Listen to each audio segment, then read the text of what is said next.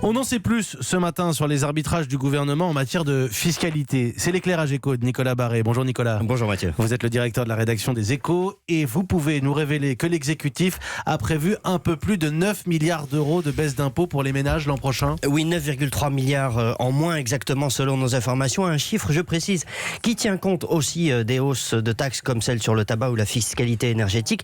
La pression fiscale va donc bien baisser en net d'un peu plus de 9 milliards d'euros pour les ménages l'an prochain. Sur 3 ans, 2018, 2019, 2020, les impôts des ménages auront baissé au total de 20,6 milliards, toujours en net.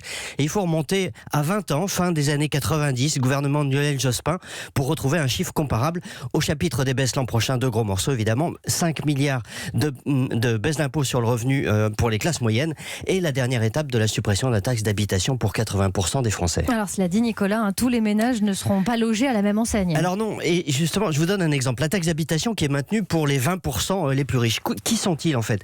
Ce ne sont pas des grandes fortunes. Vous retrouvez là souvent des contribuables qui, contrairement aux plus fortunés, ne payaient d'ISF que sur l'immobilier. Donc pour eux, la réforme de l'ISF votée au début du quinquennat ne change rien. Ils continuent à être taxés sur l'immobilier. Ce sont aussi ces mêmes classes moyennes supérieures qui ont subi le plafonnement du quotient familial décidé sous le quinquennat précédent. Bref, ce sont des cadres supérieurs, des médecins, des chefs d'entreprise qui ne sont pas assez fortunés pour bénéficier de la fin de l'ISF, mais un peu trop pour profiter de la majorité des baisses d'impôts. Et pour eux, la facture fiscale reste lourde.